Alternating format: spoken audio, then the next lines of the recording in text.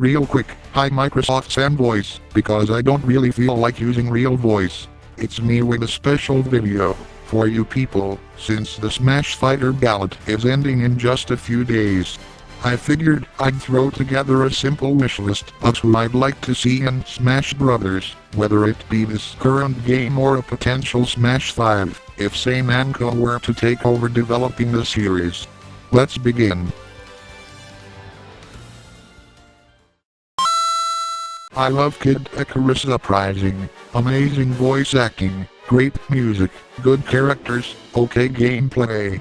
Okay, I honestly think this game belonged on the Wii U, but that's besides the point.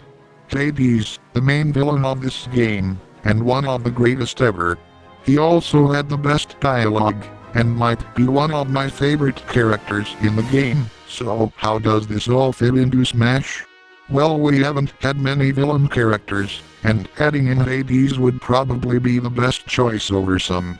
And I know what you all might be thinking. But Hades is too big like Ridley. Difference in Hades being you could scale him down and he'd still keep the part of being Hades intact. Now, as for moveset, probably made up, but I could see some ideas being pulled from Ganondorf, and for his final smash, he could turn giant and stomp anyone in his path.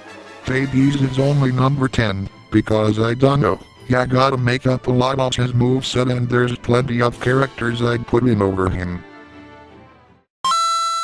Shovel Knight, an alright game on just about every platform you could imagine, even the past gen consoles, the 360 and PS3.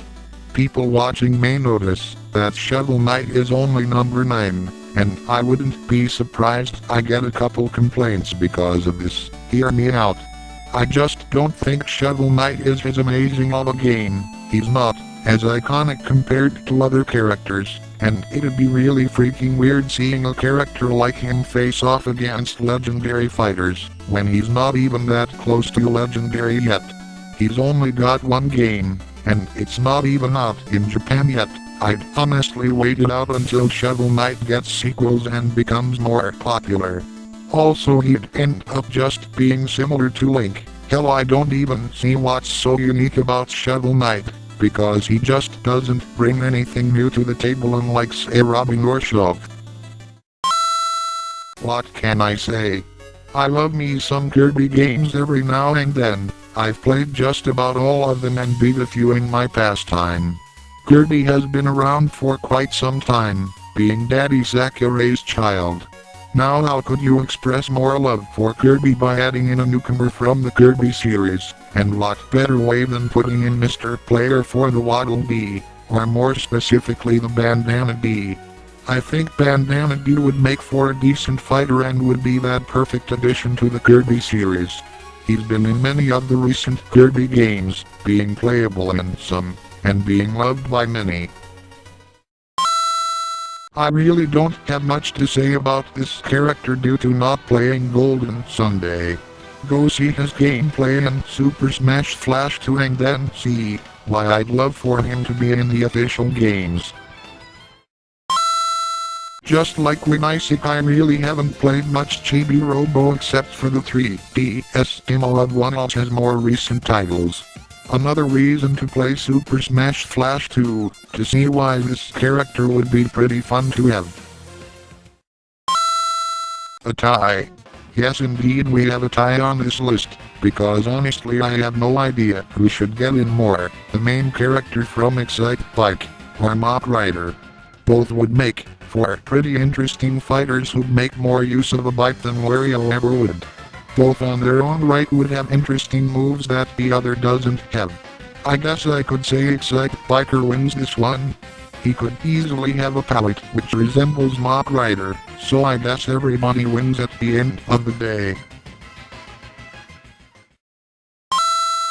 We have another tie. This time with Dixie Kong and King K. Rool, from the same series of Donkey Kong Country.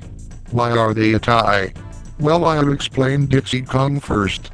Honestly, Dixie Kong just makes sense. She is pretty relevant and will probably continue to be relevant, so adding her on eventually would make sense, and would mostly cover all the major Donkey Kong heroes with the exception of Cranky, and Chunky, and Lanky. Why King K. Rool? He'd have a more interesting moveset, as opposed to being a mid-Diddy Kong clone, and would be adding in another villain character into the mix.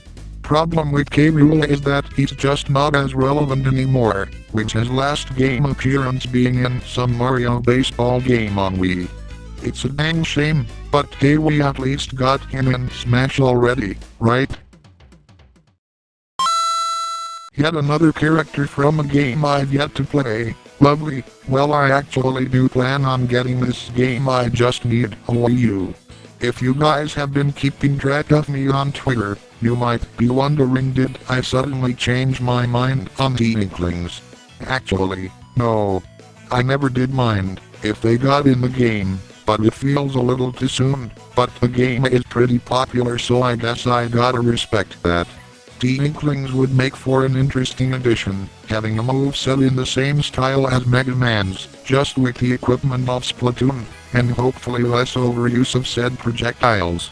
Similar to King K. Rool, these fighters are already in Smash in the form of the Mii Fighter costumes, so it is hard to judge their stance on actually getting in themselves.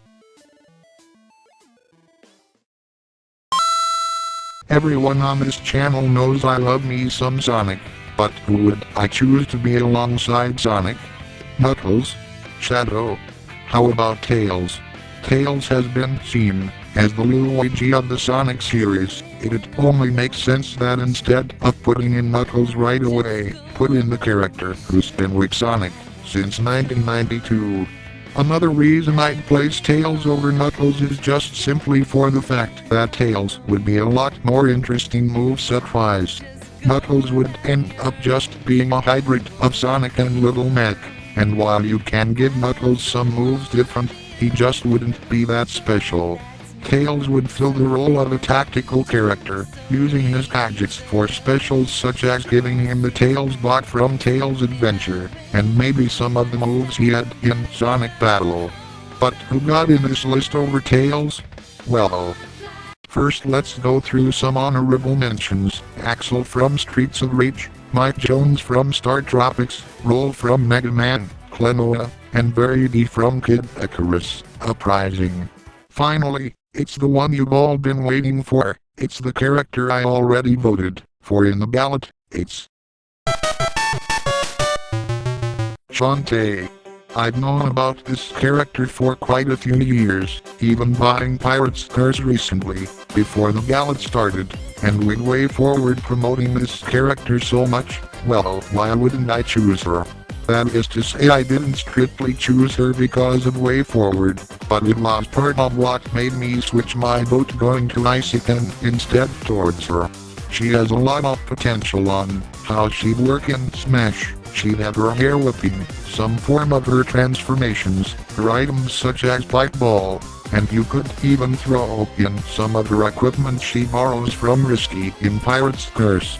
Shantae could even come with her own stage, could be set anywhere in Sequin Land, but maybe a stage set in Scuttletown sounds fitting. All this and a Burning Town remix to boot, what more could ya ask for? That and Shantae is a female, we could use more of those playable in Smash. So that's my list, hope you all enjoyed it.